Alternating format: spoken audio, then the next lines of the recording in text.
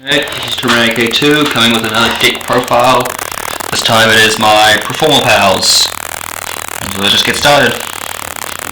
First off, I run 2 Autoized Pendulum Dragon.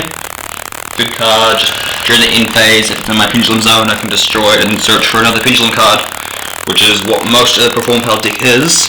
There are the occasional just effect monsters, and it's a scale 4, then it's monster effectors. Sure it is, any battle damage is doubled when it's attacking a monster. Then next I run 2 Performapal Alaphamas. Probably this is the most powerful attacks based monster in the deck with 2600. It's a level 6 and can be normal summoned without tributing if you control 2 Performapal cards. So if you start off with that in your hand and 2 Pendulum cards, put both Pendulums out there, you can normal summon him out quite easily. Then when he attacks, you bounce back all your opponent's spell and traps to their hand. Very helpful. Next I run 2 Jarvie-Brown. He is, once per turn, when your monster battles an opponent's monster, you can make your monster gain 800 attack. Same thing same as the monster effect is the same. Next I run 2 Part Nagas. This one's effect is once per turn I can target one of my Performapals and it gains 300 attack per Performapal card on the field. So that includes the spell and traps. If it has Performapal in its name, you get 300. So you get 5 monsters on the field, 2 Performapal Pendulums. That is an extra 2100 attack on one monster. And then its monster effect is when it's summoned, increase the same effect, but it's only when it's summoned. So it's better to have in your Pendulum Zone. And it's a scale 3. Next I run 3 Silver Wolf. He's a level 5 and just all Performapal monsters gain 300 attack. And then his monster effect is when he declares an attack, all Performapal monsters you currently control gain 300. So most battles you want to start attacking, you want to attack with him first to get all your monsters powered up and then attack again. Getting multiple of them on the field is good because your last one ends up having a power boost of 900. Next I run 2 Whip Snake. Nice powerful card, just level 4 once per turn during either player's turn in the main phase. You can swap the current attack and defense of your opponent, one monster on the field. So it's good if if you're attacking, you can make a high defense monster that have a weak attack. With a weak attack, switch it. Or if they're going to attack you before their battle phase, change their high attack monster to a low defense. Depending on how the card is made, what card it is. Next I run 2 Cello Tigers. Another powerful card. It's 17 beta for the deck, and if it destroys a monster by battle, you get it added Performapal Pendulum to your hand. I run just 2 of them because 3 gets a bit cloggy at times. Then I run 2 Camel Lumps. His effect is when he's in the Pendulum Zone, you can target one of your Performapal monsters. It does piercing damage for this turn, and then all your opponent's monsters all lose 800 defense. Then its monster effect is if this card is destroyed by battle, the attacking monster's attack is decreased by. The attacking monster's attack is decreased by 800, so it loses 800 attack if it destroys him. Next is 2 Friend Donkeys. If this guy is normal summoned, I think all specials. No, just when he's normal summoned, you can summon a level 4 or lower Performapal monster from your hand or grave. So he's good for getting back lost Pendulum cards off Xyz or your effect monsters that got lost in there. But he's level 3, so it makes him a bit more annoying. I'd like him better if he was a 4. Next I run 3 Lizard Jaws.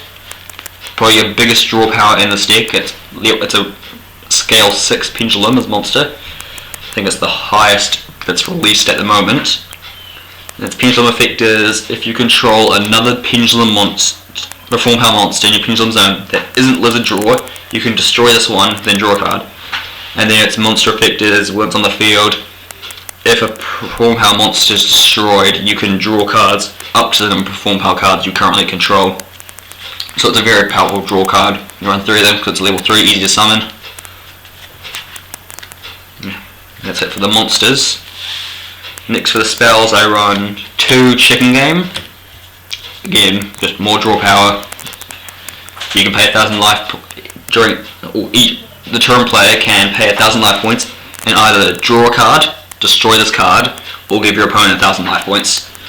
Most people usually go for the draw card. So the way my Performapal deck works is quite defensive, so this card's quite handy. Then I run 2 Bubble Barrier. This card is a real powerful spell in this deck. You only run it at 2 though, because 3 gets cloggy. And it says, each Performapal and Performage monster cannot be destroyed by battle or card effects once per turn, and you take no battle damage involving Performapal monsters or Performage. So if you have that on the field, then your opponents attack you twice to get rid of a monster, but you take no battle damage at all from them. So it's quite a handy card. Next I run 2 Magical Mallet. Shuffle as many cards from my hand back into my deck as I want and then draw the same amount of cards. So you might have cards in your hand that you don't want in your hand at the time, so you activate this, put them back and draw new cards. And hopefully don't pull the same card twice, because that's happened to me on multiple occasions. And then finally, Performapal Recasting. I can reveal any number of Performapal cards in my hand, shuffle them back into my deck, then draw cards equal to the number of cards I shuffled away plus 1.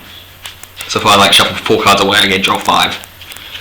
Then just my staples, 1 MST because I don't have any more, 1 Book of Moon, and 1 Dark Hole. Finally, for the traps, I run 3 Performapal Calls.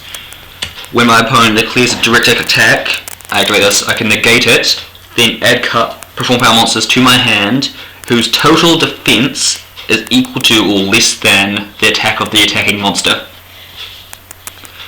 But then you cannot summon for an extra check during your next turn. That's the only downside. Then I run 2 Performapal Pinch Helpers.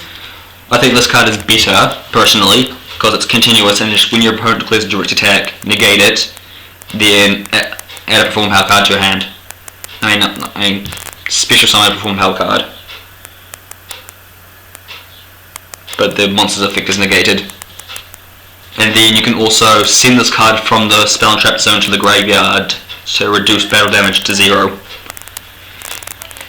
Then just my one-offs, Trap Hole, Dimensional Fish, Prison, and then a Bottomless. I would rather swap that the Dark out for a Raigeki, but I'm quite a casual player, so I don't have much money. And then for my extra deck, I've only got 4 cards because again I don't get much money, so I can't buy all the cards I'd like. So I've got Dark Rebellion XYZ Dragon, Detach 2, target all my opponent's monsters, its attack becomes halved, then this guy gains the lost attack, and normally he's just a 25 attacker normally. Brotherhood of the Fire Fist Tiger King. Just when he's summoned, I can set a tanky from my fire formation card, preferably tanky. But I need to get some more. And then I think it's when he's sent from the field graveyard, I can send 3 fire formation spell trips to the graveyard to special summon 2 level 4 Beast Warriors, same attack and defense position. So normally, for the way my deck is, if I got to use him, his effect, I would bring back my 2 Cellar Tigers because they're the only 2 Beast Warriors at the moment. Because I need to find my bear. Then I have Gargare Cowboy, standard rank, generic rank 4, and then Beast Dweller because I had one lying around. It's the only other rank 4 I had that I could use. Yeah, so that's been my Performapal deck. Hope you enjoyed.